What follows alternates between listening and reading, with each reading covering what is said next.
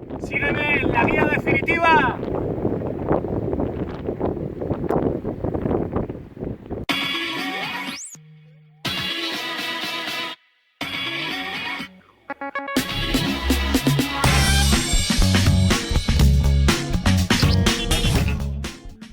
Saludos amigos, comienza un nuevo día de aventuras donde os vamos a llevar por Éfeso, por Artemisias, por Heliópolis y finalmente Pamukkale, todo en un día.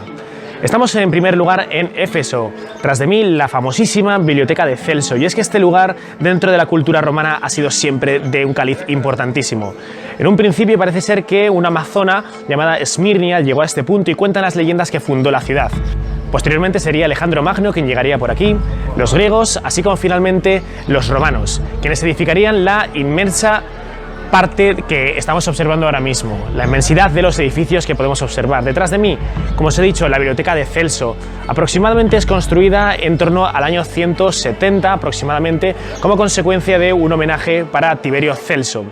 Sin embargo, fue destruida en el año 324 por parte de los godos, quienes finalmente se adueñarían de toda esta zona destruyéndola mediante el incendio que además provocaron en la biblioteca que tenéis detrás. Ha sido restaurada en los años 90 y como veis tiene un aspecto absolutamente fantástico.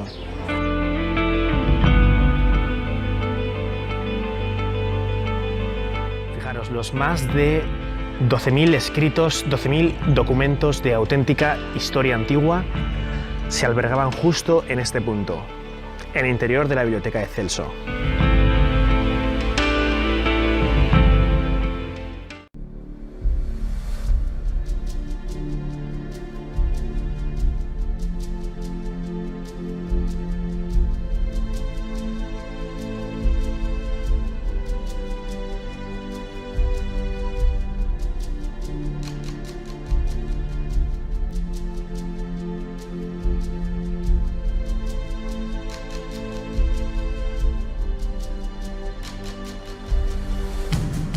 Este es el Teatro Romano, uno de los lugares más impresionantes en vuestra visita por Éfeso. Es el más grande de Anatolia y de hecho alrededor de 25.000 personas se podían colocar.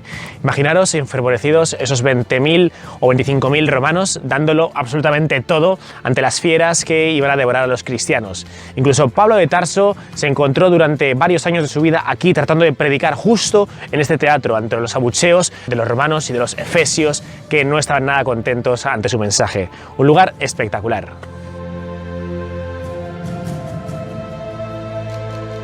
No nos cuesta demasiado esfuerzo imaginar a Pablo de Tarso justo en el punto en el que me encuentro yo ahora mismo, dando esos discursos y tratando de evangelizar a los romanos ante el abucheo constante que se escucharía en las gradas de detrás.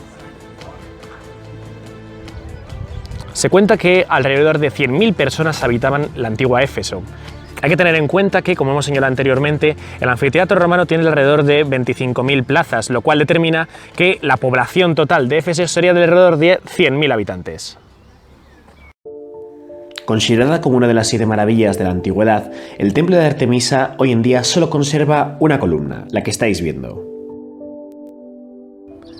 Imaginaros cómo debía ser Alejandro Magno caminando justo por este lugar, flanqueado por esas 100 columnas como esta, de entre 15 y 18 metros de altitud, y la imponencia que les debo suponer el estar aquí, en este mismo punto.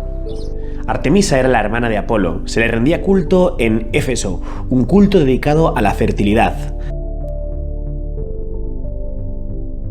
La construcción del templo de Artemisa requirió mucho tiempo, de hecho, los trabajos prosiguieron durante al menos 120 años.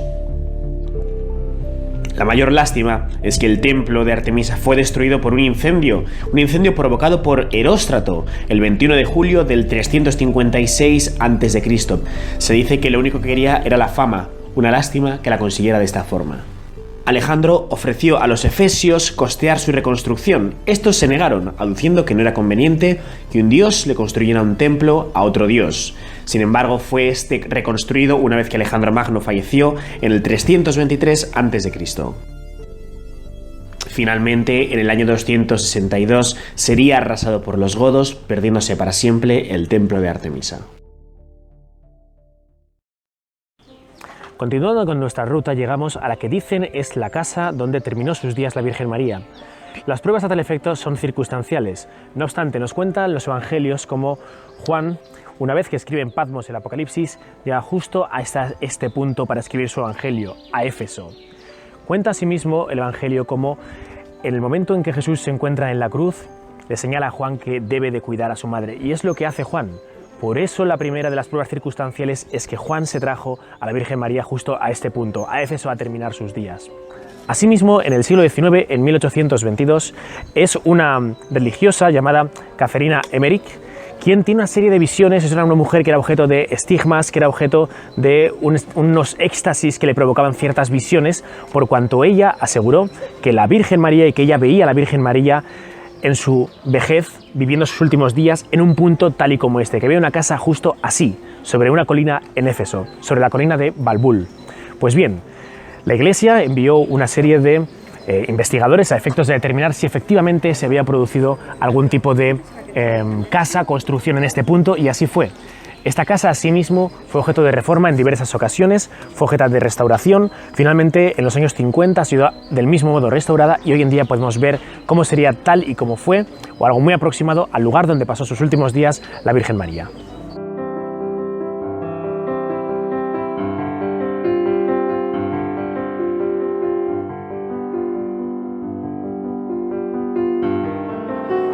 En la parte de debajo de la casa de la Virgen María encontramos un muro que casi nos recuerda bastante al muro de las Lamentaciones, en el sentido de que hay miles y miles y miles de papelitos donde la gente escribe sus deseos.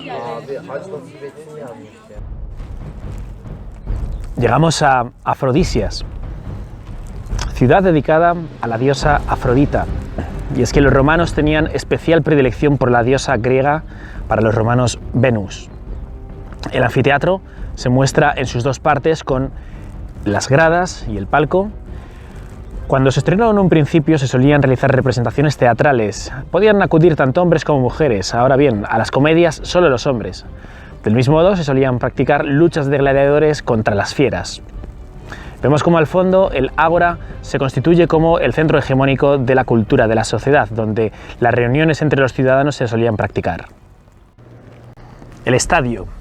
Con sus 225 metros de largo, la pista se constituye como el mejor estadio conservado de época romana en la actualidad. Fijaros, aquí cabían 30.000 personas en gradas elevadas a 30 niveles distintos. 30 disposiciones distintas determinaban esas 30.000 personas dándolo todo. Fijaros, carreras de cuadrigas, luchas de gladiadores, cazas de animales, todo se producía aquí. Las termas romanas son consideradas como el lugar de la función principal social y política de la antigua Roma. Hay que tener en cuenta que a las termas, en concreto estas que estamos viendo, en principio no acudían los patricios, sino únicamente los plebeyos o los esclavos, y es que no se podían permitir un baño en su propia casa. En un principio llegarían aquí, realizarían sus ejercicios, jabalina, lanzamiento de disco, etc., y después se lavarían, se bañarían, nadarían un poco, para finalmente salir, extender todo su cuerpo lleno de aceite y vestirse. Esta era la forma en la que se solía socializar la antigua cultura romana. El Buleterión. Este lugar solía utilizarse como el parlamento de la época, donde se actualizaban auténticos debates políticos. Tiempo después se fue transformando en un lugar de centro de boxeo. Con posterioridad la gente solía venir aquí a realizar debates sobre lectura, debates poéticos, etc. Y finalmente, de la misma forma, se solía escuchar música en directo. Asimismo, estaba cubierto. De hecho, el momento en que llovía, la gente se podía salvaguardar perfectamente. El Buleterión, completamente coqueto, tiene detalles como que en cada una de las escalinatas hay patas de león que representan la fuerza. Aquí cabían 1.750 personas.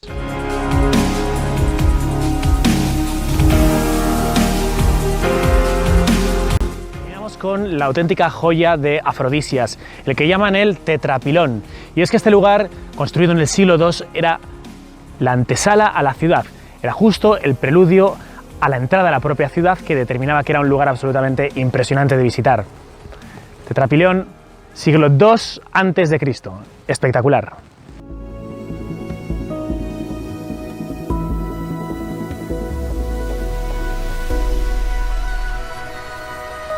El castillo de algodón, y es que le llaman así por esas caprichosas formas que ha creado la naturaleza para deleite de nosotros.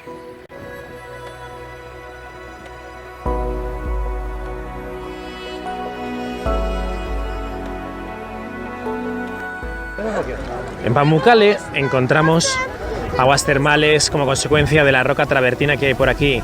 Ya veis que da igual a la hora a la que vengáis, las hordas de turistas van a estar siempre bañándose en esta zona que le llaman los travertinos.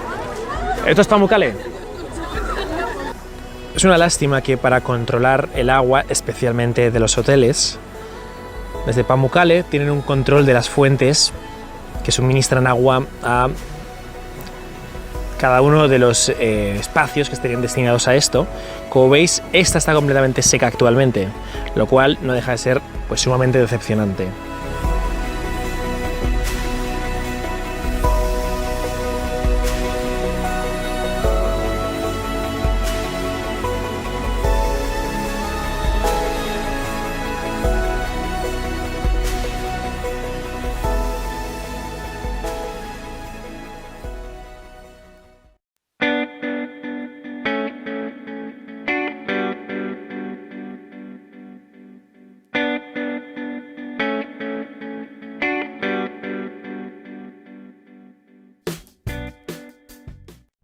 Junto a las ruinas del templo de Plutón encontramos la Puerta del Infierno, en Hierápolis. Esta gruta, de la que emana dióxido de carbono volcánico en concentraciones mortales, hacía que los animales cayesen fulminados en el momento en que se acercaban.